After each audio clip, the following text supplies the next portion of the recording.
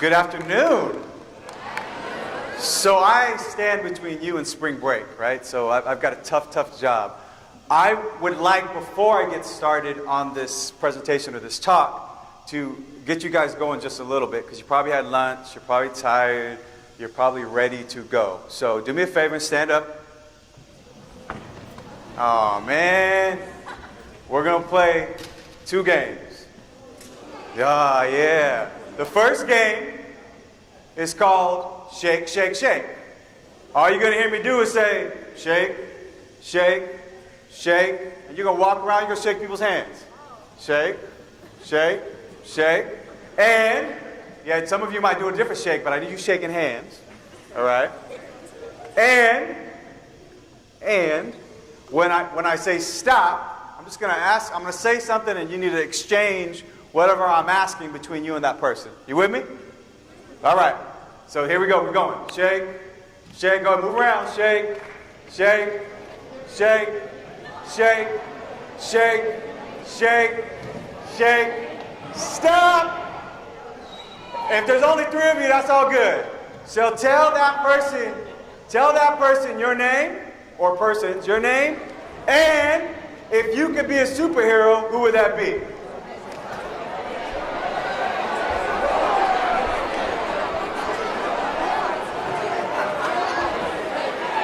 Shake, shake, shake, shake. Keep moving. Shake, shake, shake, shake, shake, shake. Stop! Tell that person your name. And if you had a song playing in your car right now, what would that song be?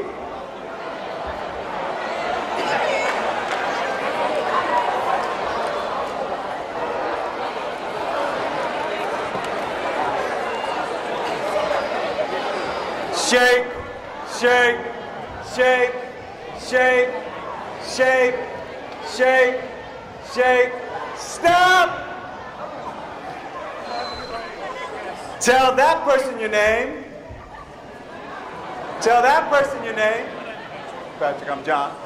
And if you have a nickname, what is it? And if you don't, what would it be? My nickname was JJ growing up. People here in Philly call me Project Pat. Project Pat? Okay. Awesome. All right, let's get back to your seats. Back to your seats.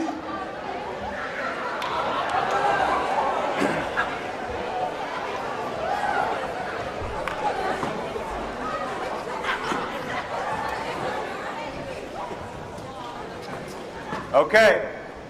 This is one more game and then it's on.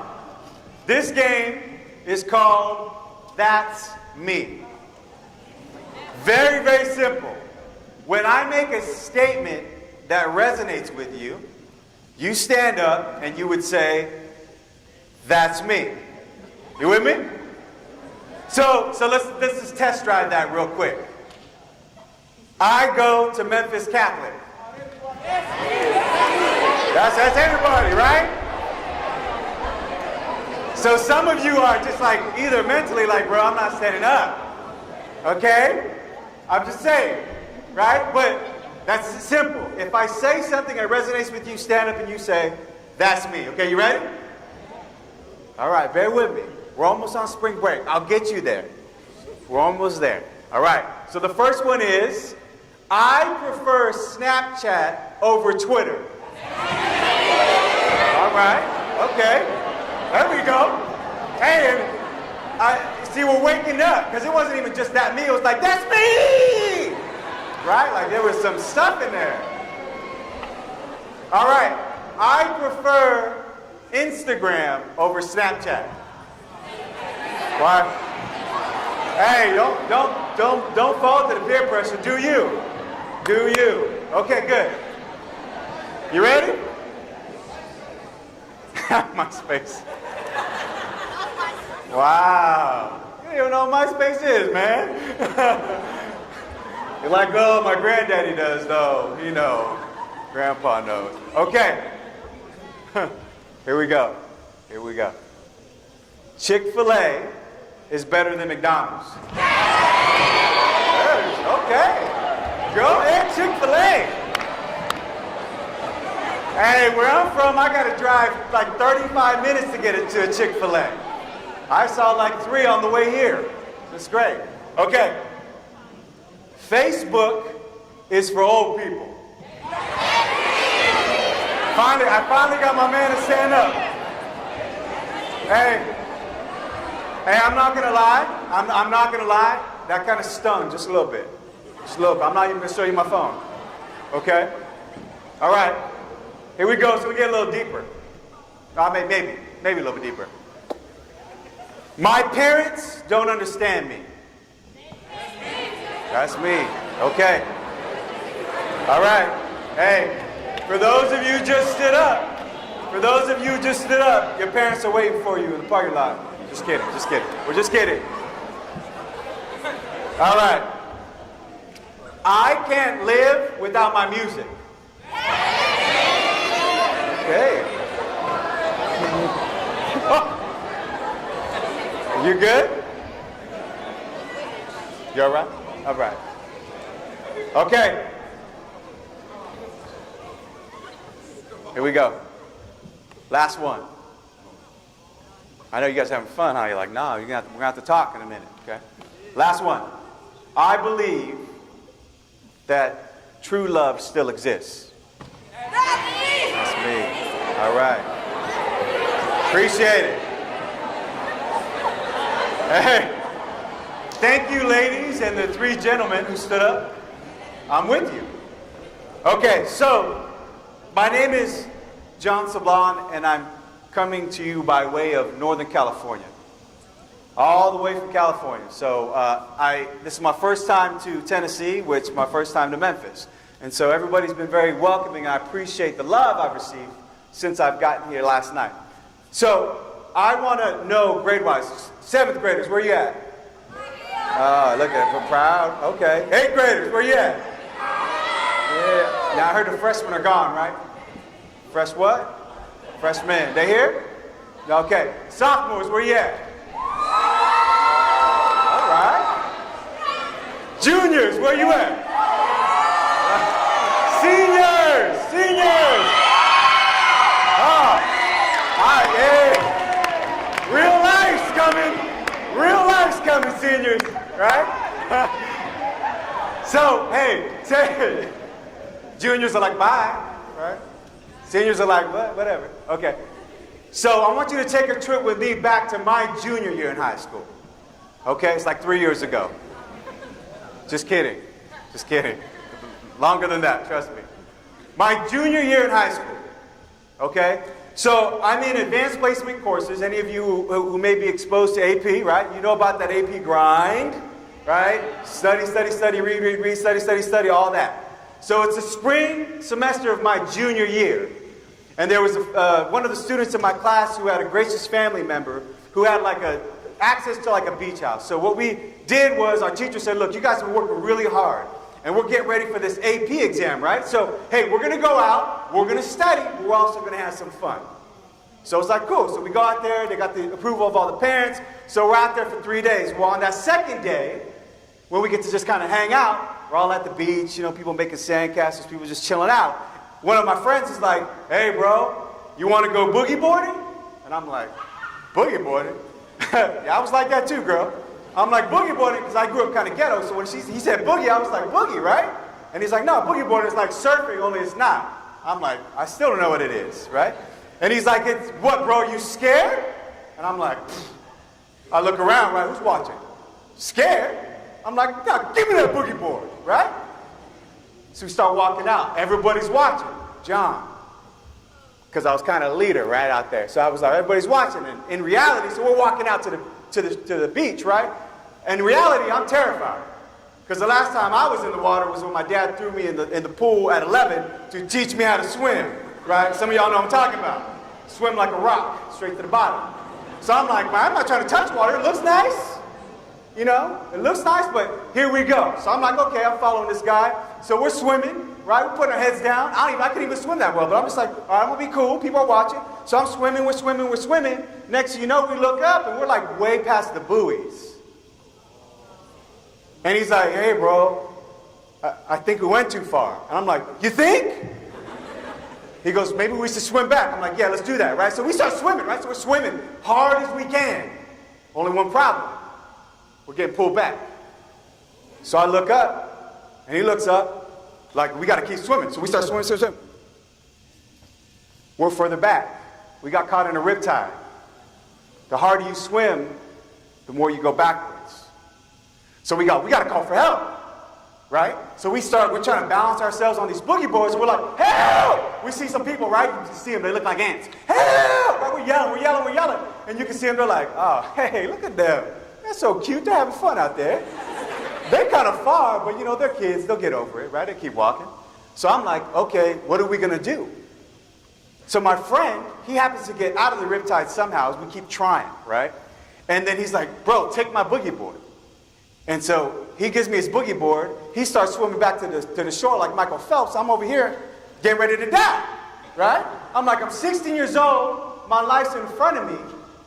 And I just said, you know what? I'm going to die. I'm going to start praying.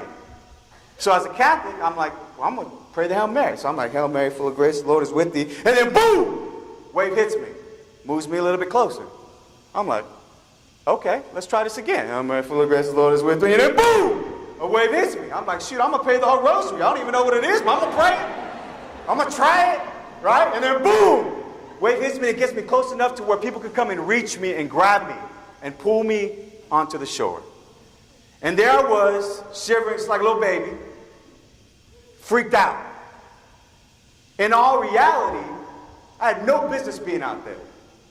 Somebody poked at my chest, called out my manhood, and here I am thinking I was tough. And I kissed that ground when I ended up back on the shore. So what does that have to do with anything right now? There's two oceans that all of us, in particular your generation, is faced with. An ocean of distraction, an ocean trying to drown God out, faith out, snatch up your precious souls out of your body. That ocean that tells you you are the sum total of your circumstance. You ain't gonna amount to nothing. And then you got this other ocean of God's mercy and love that tells you I made you for something great. So before I go any further, let me explain to you a little bit about me. Because what happens is, okay, we're at Catholic high school, we're wearing uniforms, and then you get a speaker up here, and there's an assumption or misconception that this person don't know what struggle is. I mean, I know people judge me like, man, John, what you know about the struggle in Memphis is real, right? What you know about struggle? So I'm from the island of Guam. So for those of you who thought I was Hispanic, shame on you.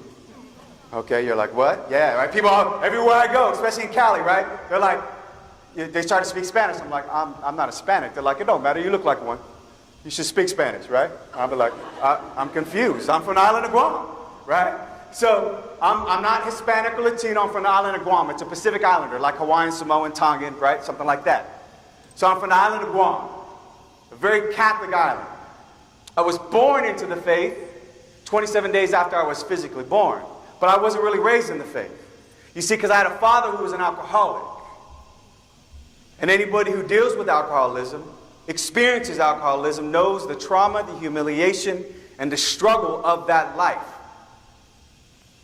So not only did I experience mental, physical, emotional abuse, watching me and my siblings get beat, getting beat myself, watching my mom get beat. By the way, I had a family member who sexually molested me, all by the age of 11.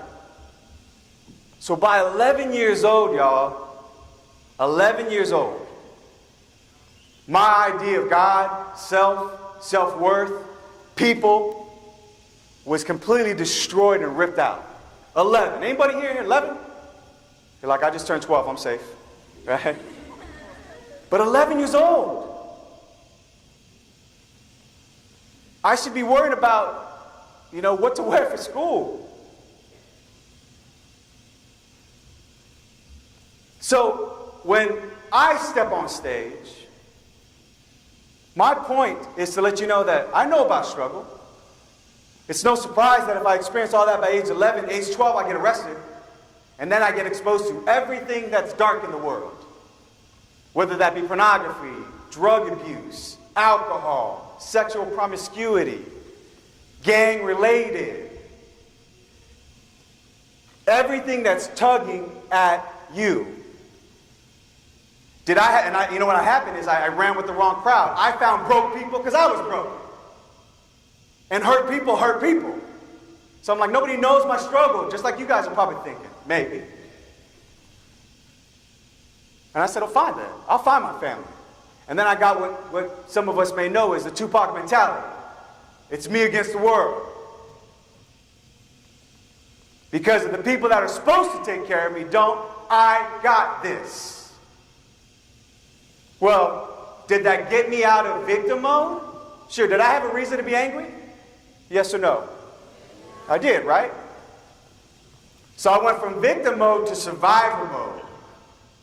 Now it's a Tupac mentality, right? Like, I'm going to go get this. So here's the thing is, that same year, I told you it was the spring semester of my junior year, right? Christmas Eve, my father comes home drunk and tries to shoot me and my brothers. Christmas Eve. How was your Christmas Eve? And at that point, I was forced out of my home.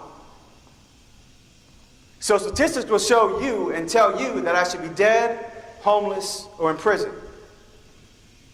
And a lot of my youth was spent running. Running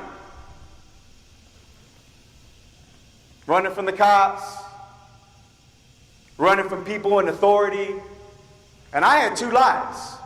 Because the one way I would tell myself is I'm not going to let this define me in my mind. And so what I did is I chased ambition. So I became president of that school. I became the valedictorian. I got accepted to every single university that I applied to, including West Point Military Academy. And if you know about the academy, you got to get nominated by a vice president, senator, or congressman. I got the call when I wasn't even at home. So yay for me that I understood that I needed to bring myself out of that situation. I'm a first-generation college student. And that's a good thing. But do you think that made me completely happy? You think I was still angry? I was.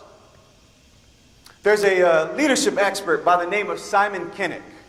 Travels the world, writes many books. And he talks about this golden circle.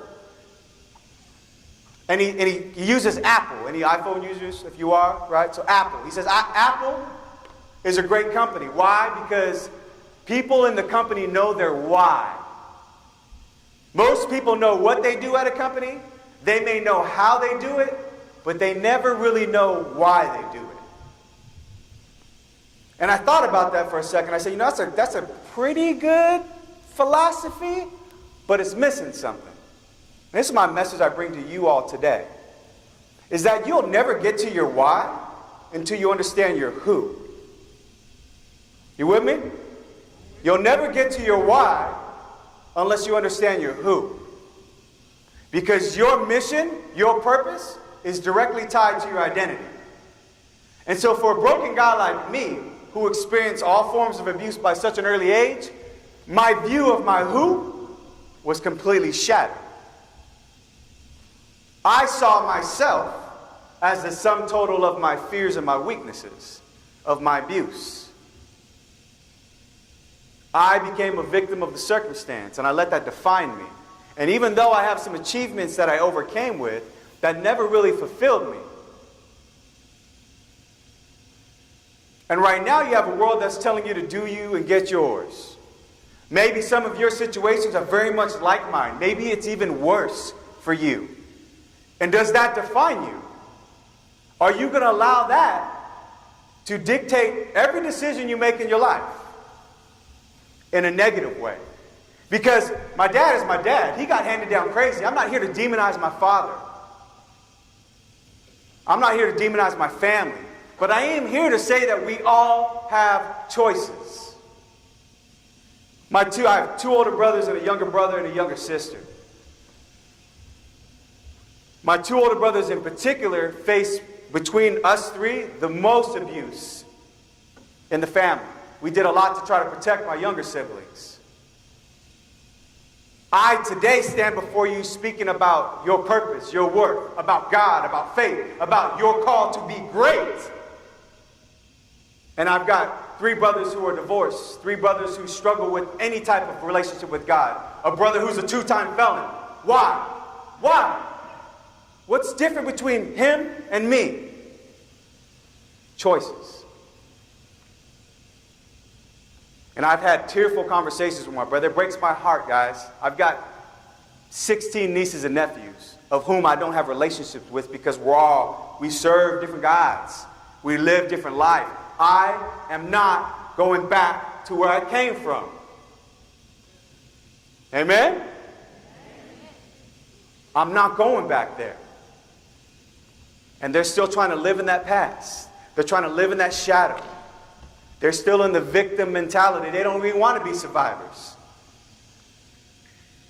And the survivor is still passive. Our call is to be soldiers, and even more so to be saints. You know, when it comes to your work, I don't know what the situations are, our grades like in here. Maybe right now you're like, you know what, John, this school thing, whatever, man. I don't even know if I'm gonna walk in and find my dad dead.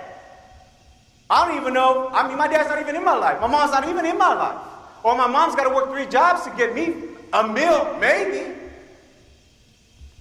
And my heart hurts for you if you're in that situation. But is that going to mean it's your out? Screw it, I don't care. If you don't get your education, if you don't go to work, who does it impact? Your teacher? You think it impacts me? Who does it impact? Who? You. And you probably hear it a lot, that nobody can take away your education. And that's important. Again, I'm not just here to talk about education. I'm also here I'm talking about even something more important, like your dignity, who you are as a person. And from my perspective, from a faith perspective, and you are in a Catholic institution, you are a child of God, made in His image and His likeness. And you're designed for greatness. Say, I'm designed for greatness. Say it with me. I'm designed for greatness. I'm designed.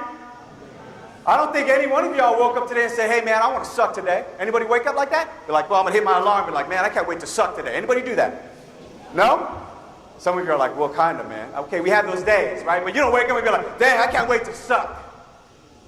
I can't wait to be mediocre. I can't wait to be lower than low. Anybody here? And if you are, we need to get you help. Because that's real for some people. And I'm not trying to be funny. Each and every one of you desire in the depths of your heart and soul to be great. You just don't believe in yourself. You just let your circumstances dictate everything thereafter. I could have done the same thing. And as we enter into this spring break week and the rest of your educational career, y'all need to start asking some really profound questions. Like, really, we can go about it every single day.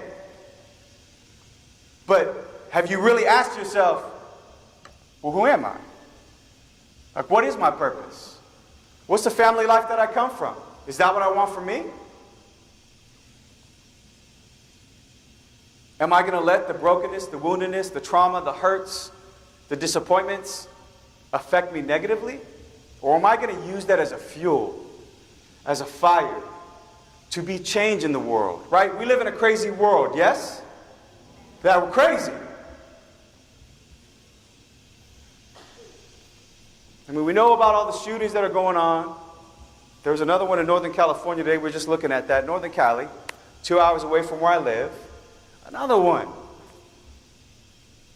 You don't got to do but step two steps outside of Memphis Catholic to see the world's crazy. We probably go home to it. So it's very difficult to see light in that darkness, yeah?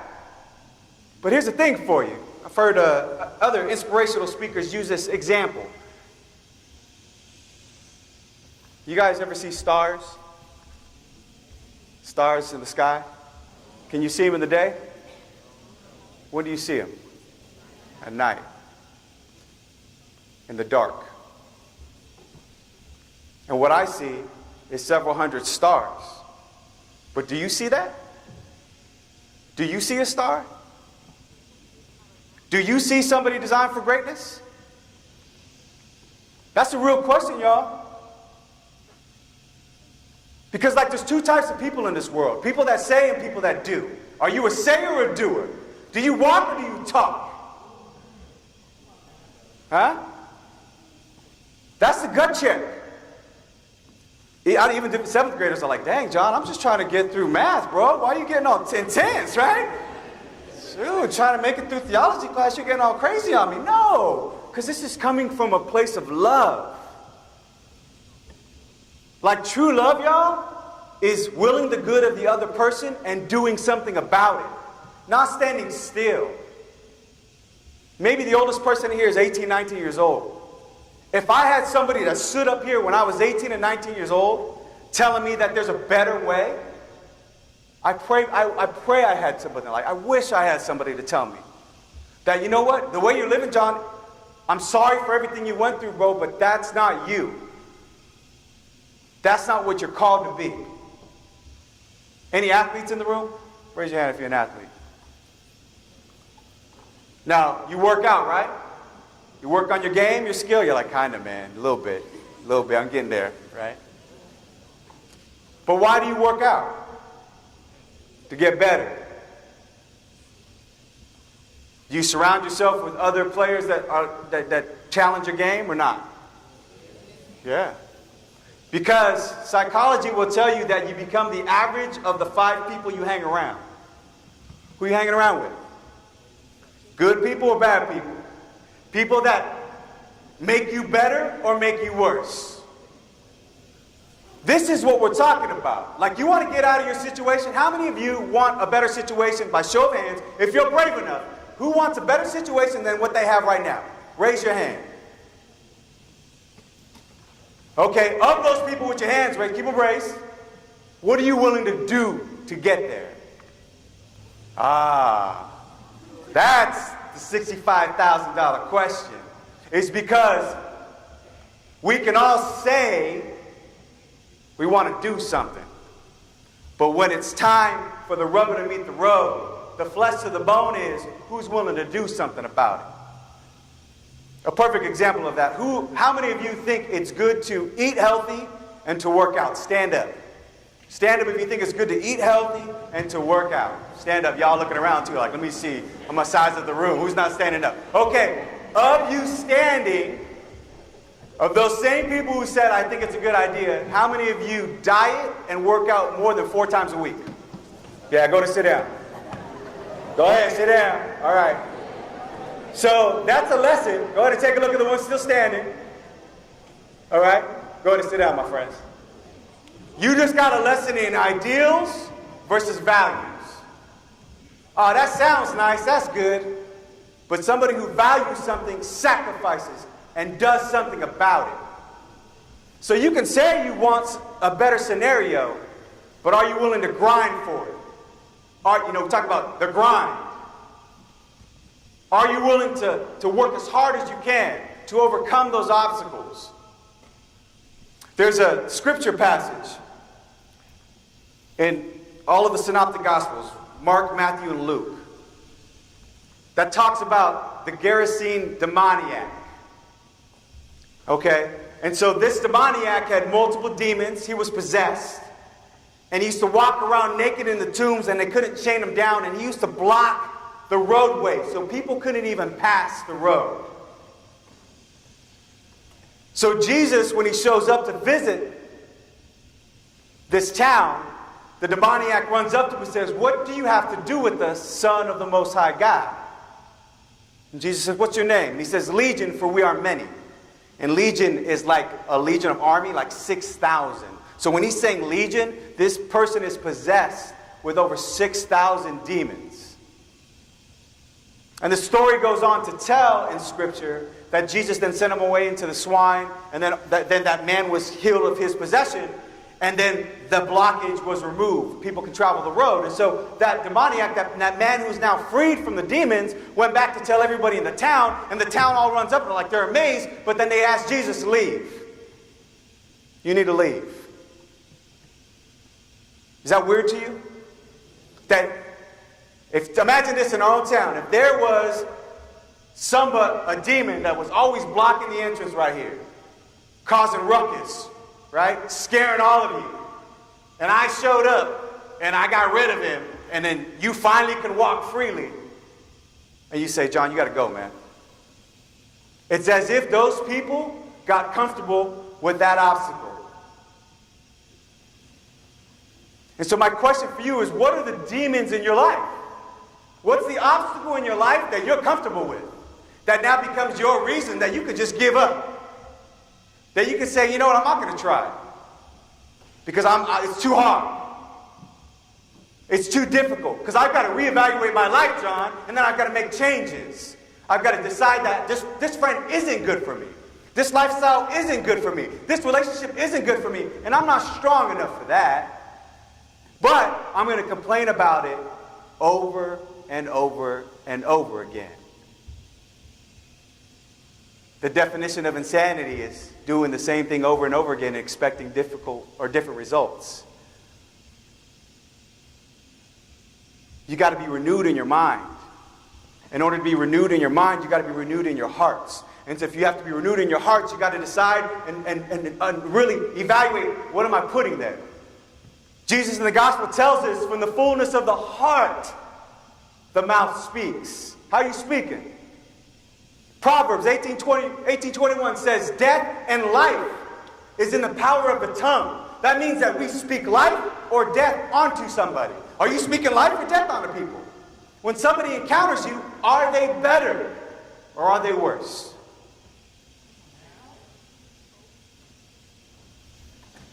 We, as a people, we want to see change in the world. You got to be the change. You want to see a peaceful nation? You being peaceful in your own circles? You want to rise up out of your situation? Well, what are you doing to rise up instead of just laying down? Hitting snooze every time. You know, and I travel a lot, and I speak to a lot of youth, thousands of youth on a given basis every year. And I also speak to a lot of adults and parents. And there's a disconnect between y'all and us. You don't think we understand you, we don't think you understand us. And I say that because I'm a parent. I'm married, I got 3 kids. I know you thought I was only 19. That's just that Pacific Islander skin. I use good lotion, you can holler at me later. But there's that disconnect.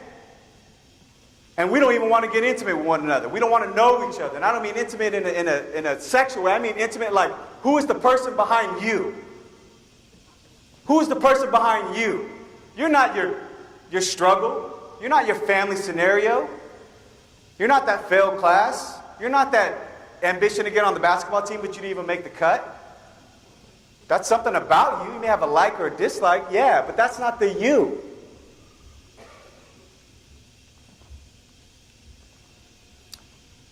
Let's give you a perfect example of that. Why we shy away from that. So for those of you who have somebody next to you, look at that person for me. And I want you to, so all y'all should be looking at somebody. And I want you to look at that person in the eye. No laughing, no making faces. You just looking at deep in their eyes. Deep in their eyes. I'm going to give you 1 minute. And you're just going to stare at that person. In their eyes. No laughing, no talking, no nothing.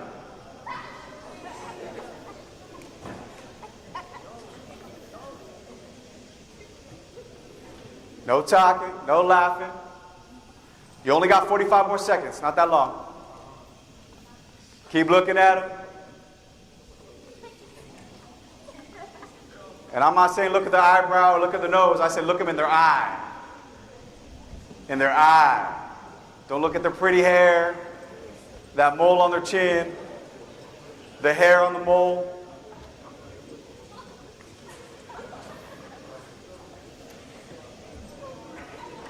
15 seconds. 10, 9, 8. Signees, they're not done yet. 6, 5, 4, 3, 2, 1. How was that? Horrible, right? That was the longest minute ever. Why don't you just stab me in my eye, bro? Okay, why is that awkward? Share with me. Why is it awkward? Yes. Why is it awkward? You can't stop laughing. My man, why is it awkward? Oh, one of y'all? No, I thought one of you guys was raising. No? Why is it awkward? Huh? What did you say? You can't what? You're not supposed to look at a guy in this. Okay. Why though?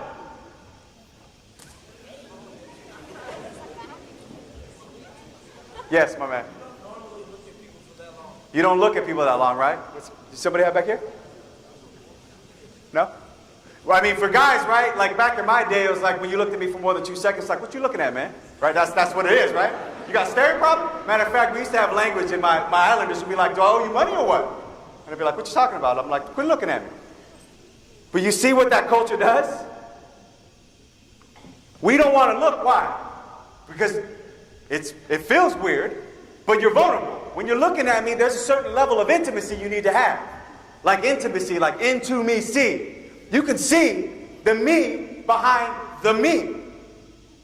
And what happens is the culture, the music, the media, everything that's out there tells you what? That instead of loving people and using things, we love things and we use people. So when I decide to take away the person in you, you're no longer a person, you're a thing. Go ahead, you clap that one up.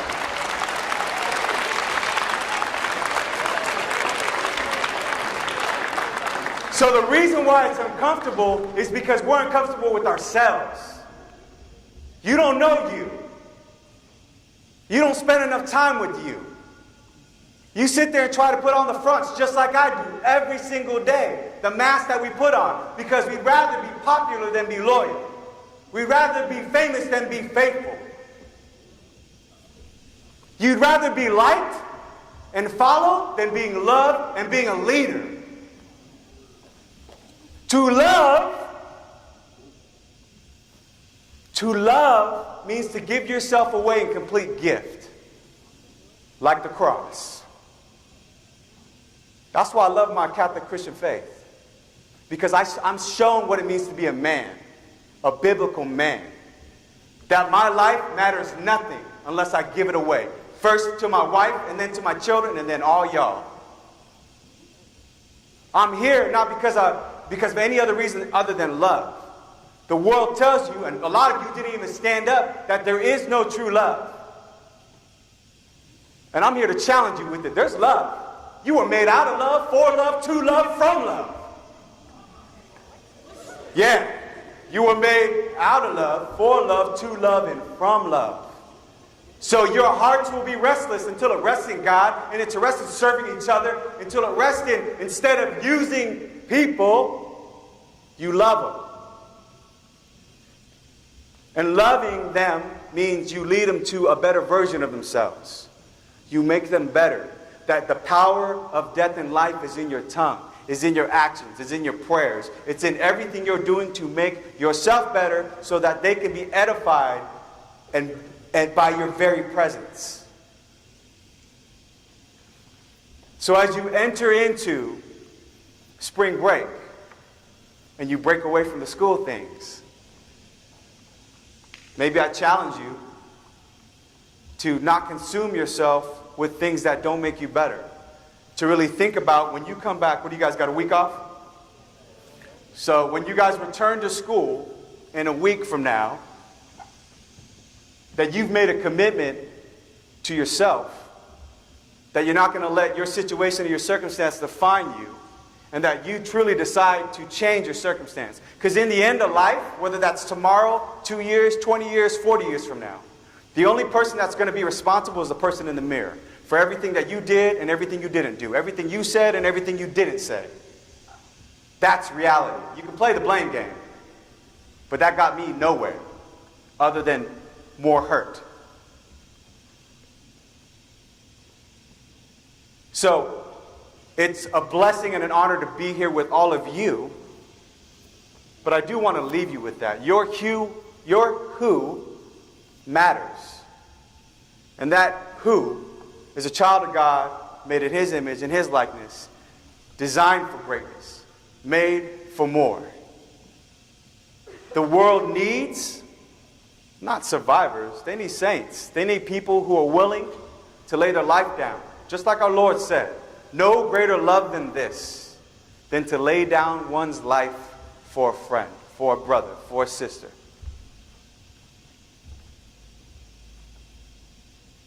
Your faculty here, your teachers, administration, they care a lot about y'all. And it may not seem like it sometimes. And it's a challenge to them too. Are they loving you in all your brokenness and all your woundedness and your whole situation in the way that honors the dignity of who you are as a person? See, you want to help repair some of the issues we're dealing with in our culture? Be a bridge. Talk to each other. Dialogue. Quit making assumptions. Quit judging. And I don't mean judging behavior. I mean, don't assume you know me. You don't know me. But get to know me. I don't mind you want to sit here and look me in the eye. I mean, it will get awkward probably after a minute. But I don't mind that. Why? Because you actually care enough to sit with me. Get to know me. Understand where I come from. Understand what drives me, what I'm passionate about. What do I need healing from? So that way, when I see you in the hall, I can say, hey, man, I thought about you the other day. I hope everything's going okay at home. I said a prayer for you. Or, hey, girlfriend, yeah, hey, I hope that test went okay. I know you're real stressed out, and I finally felt it for you. That's how we rebuild a culture of life instead of speaking death on people. You are the answer to the future. But instead of worrying about the future, think of the now. Think of the now and do it now. Because while other people are thinking it, we do it. We do it, yeah? Amen? We go after it right now. Right now. And be a change. Be a light. And show this world what we can do when we come together. God bless you.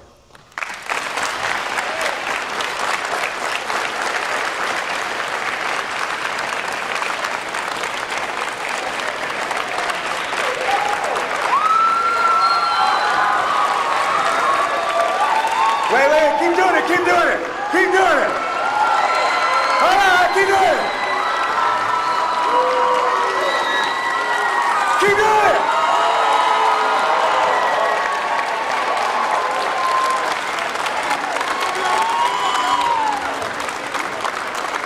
You guys are awesome.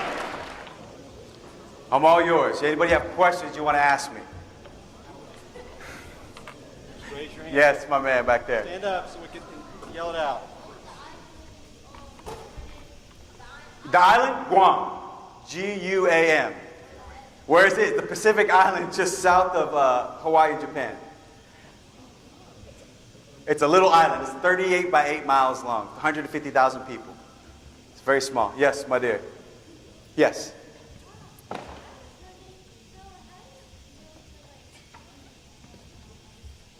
How does it feel? What?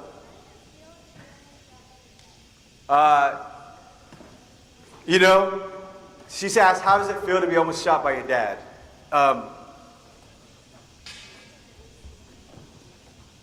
It's a great question. And I would say that father wound, my father's since passed. He passed away in 2008. And the father wound that I had, it's not natural for a parent or even just human beings to have that kind of anger or that kind of evil inside of you. And I think for me personally, that really shook my world, and I headed down a dark place because I couldn't experience love the way that God intended love for me to be loved, right? So I think that moment, obviously I was very scared, right? And I ran for my life, and it just led to a little dark moment in my life. But today when I look back on that, I still pray for my father. And I hope that he had conversion in his own heart, in his own life. And now I vow to be the best husband, the best father, the best man that I can possibly be, and to share and help other men be real men. All right? So,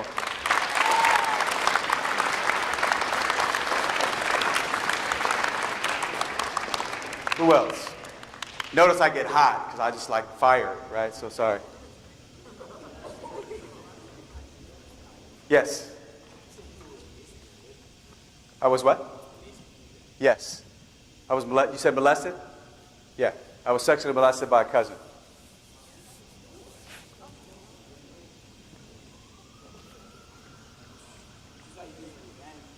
I ran with gang related for a long time. Ran in well, actually in my middle school years, starting that after that 11th grade experience. I'm sorry, 11-year-old experience. In 12th grade, or sorry, 7th grade, is when I got caught up with basically gang-related folks. So that's why I got arrested, because we were fighting in public. What gang was I in? Well, you looking to join or what, man? To be honest with you, the parent gang was what they call Sons of Samoa. And they were just big islander guys, just dudes from LA. But we actually were just it was like the baby brothers of that gang, right? So it was really more of my friends. We were just connected to the gang. But you're walking around and people are trying to shoot you and stab you. I mean, I would leave school, I'd walk home from school, and a truckload of 7 guys would pull up and jump me. That was like an everyday affair. So I tried to find different ways to get home. I'd walk out of football games, and there'd be 30 guys, and I'm not exaggerating, 30 guys waiting to beat me. That was what gang life is. So, but I was hanging around broken people. Yes? What motivated you to be a motivational speaker? You know what? My wife. Honestly, he asked what motivated me to be a motivational speaker is my wife. You know, if it wasn't for my wife, she sacrificed a lot, man. I wasn't being the man. Yeah, there's behind every good man's a greater woman. I'll tell you that. But in all honesty, she made a lot of sacrifices because I wasn't doing what I was supposed to do. And I wasn't healed. I didn't realize how much my upbringing really traumatized me. And when I started down that path of healing, and what she saw, the change in my own marriage and the change with my relationship with my daughter and my 2 sons, she says, you need to go help other men. You need to go help our youth.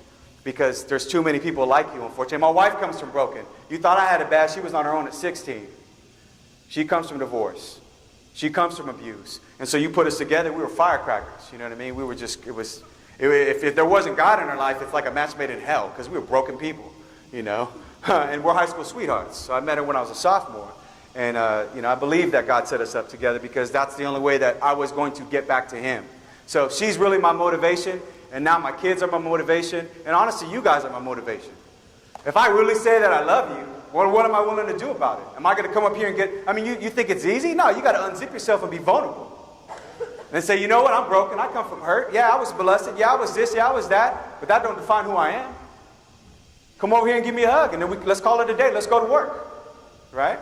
So, yeah, my wife. Pray for her. Thank you.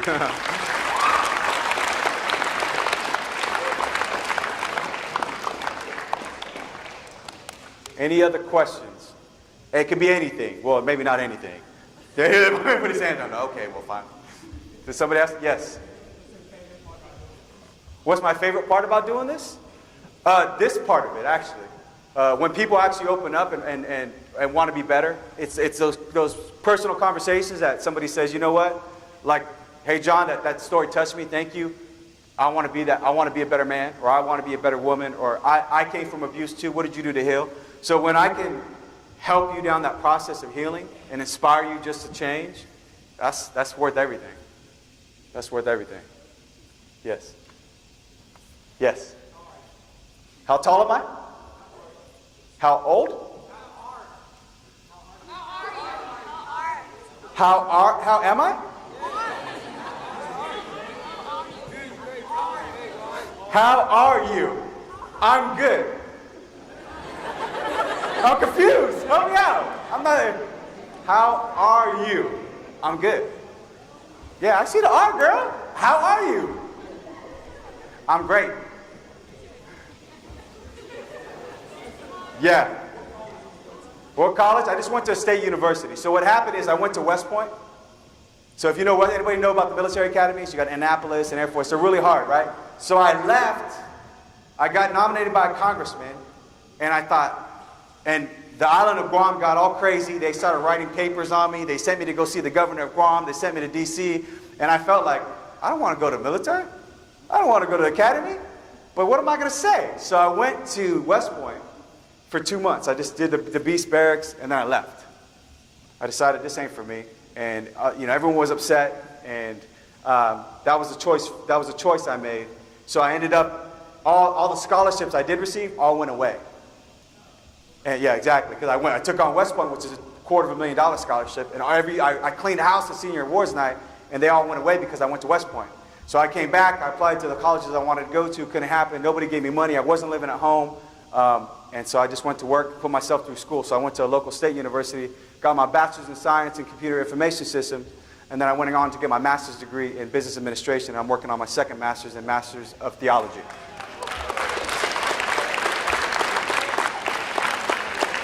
Yes, my man. How long have I been doing this? Since 2015.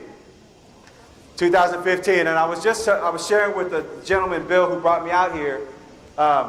It's actually crazy. I never knew, and there's a whole other story, like this whole faith conversion thing is a big deal, and maybe some of you men can come to talk tomorrow, because you hear some of that. But what was amazing is, I was at the bottom of the barrel. I didn't like who I was. I was getting ready to lose my wife and my kids. Job was just terrible, and I really gave my life to God. And I said, you know what? I'm done. I'm done doing me. I'm done letting this define me. Everything's yours, God. And from that point on, I started this journey.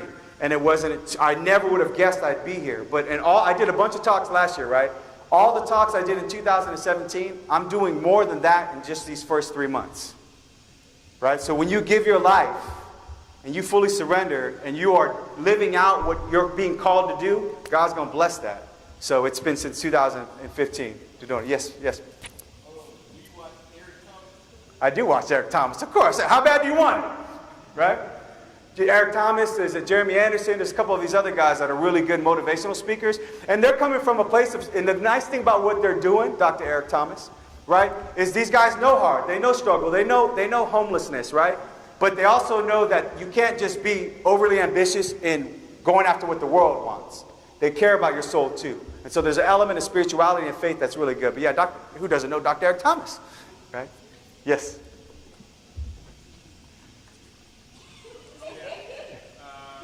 Who's your biggest role model? Who's my biggest role model? Other than Christ. Man, that's a good question. I have to answer that in a couple of different ways. One of the biggest people I owe my life to is my wife. Honestly. I mean, if it wasn't for her sacrifices, man. Like, she chose to stay by me, guys. And that matters. She understood her vows. That we were in a covenantal relationship, and that a real marriage. See, because what happens is when you take your vows, you don't know this yet, but you say for rich or for poor, in sickness and in health, in good times and in bad. What most people hear is rich, health, good. My wife's been through me, been with me, and through all of this. So she's definitely somebody that drives me, that motivates me because of her own sacrifices. But I would say I actually have a real dear priest friend of mine, who's a role model to me. He's my spiritual director. And he's been with me through he's given my kids all my sacraments. He's given my wife and I the sacrament of marriage. But he's literally been with me through everything difficult in my life. And he's never, ever judged me, but he's always pushed me. And so he's somebody I look to because he works in the Archdiocese of San Francisco, which is like the belly of the beast when it comes to crazy. I'm from Cali, right? We put cray-cray in crazy, right? Northern California, San Francisco is crazy. And he's out there and he's fighting the good battle. So he's definitely, if I look just like a human level, there's that priest. And then I've got other like little people that I think I look at as, I say little people, and just the everyday grind. But a lot of saints. For me as a Catholic, a lot of the saints, I like St. Jose Maria Escriva, things like that really drive me. Yes? Do you play any sports? I did. I was a football guy. Do you play Fortnite? What's that? Did I play what? I don't even know what that is. I don't even know what it is. Dang, did I just show my age? I don't even know what that is. I don't know. I don't play it, obviously. Yes?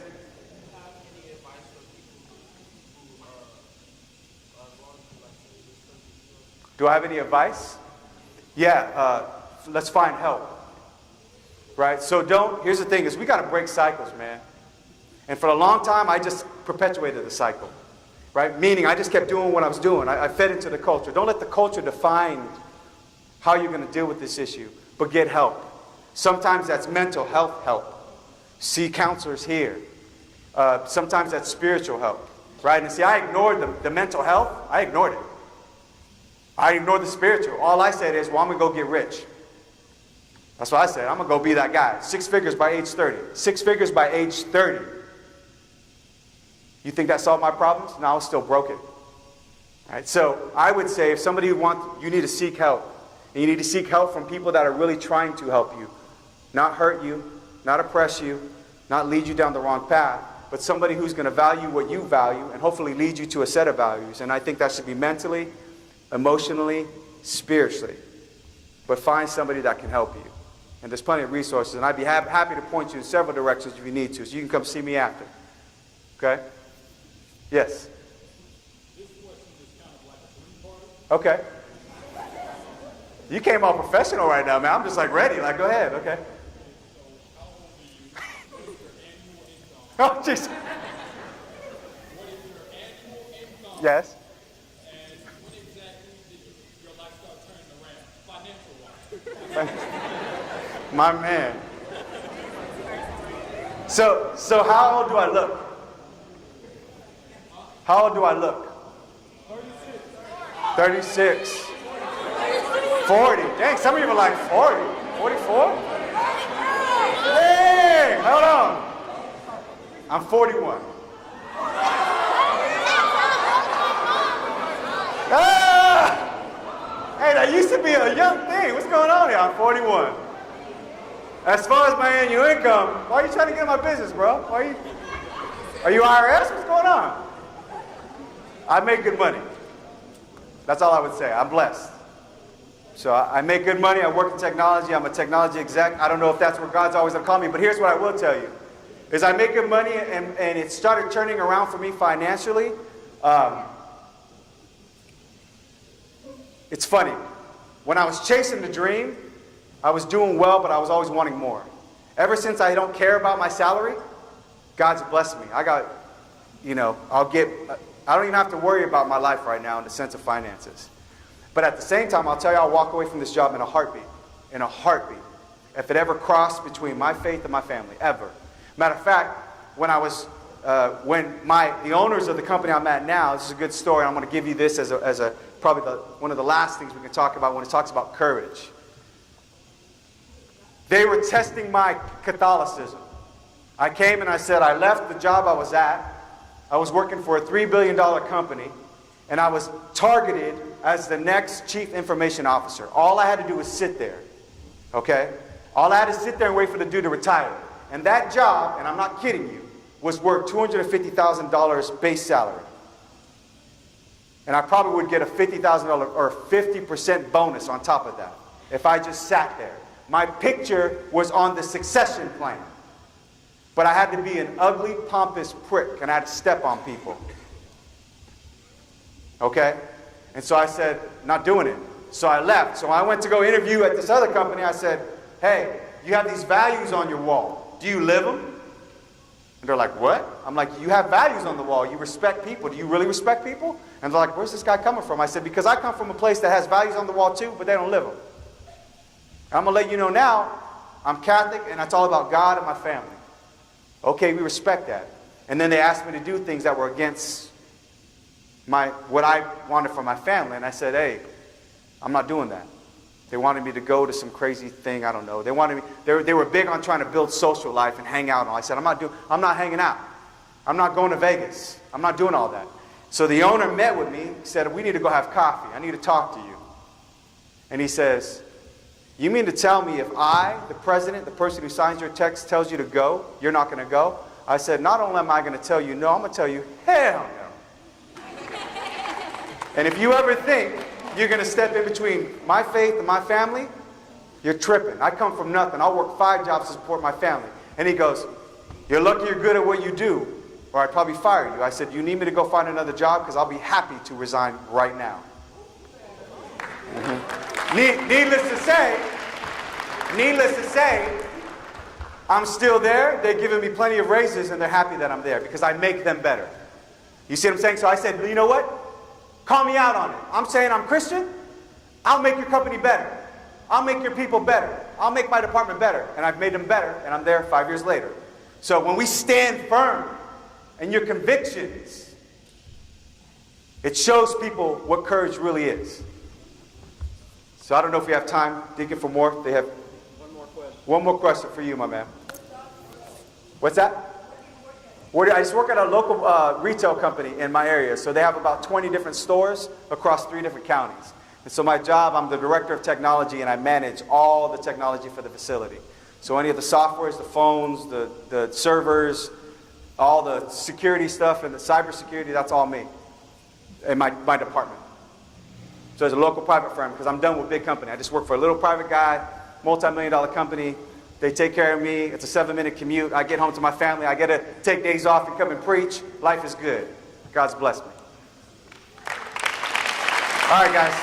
Yes.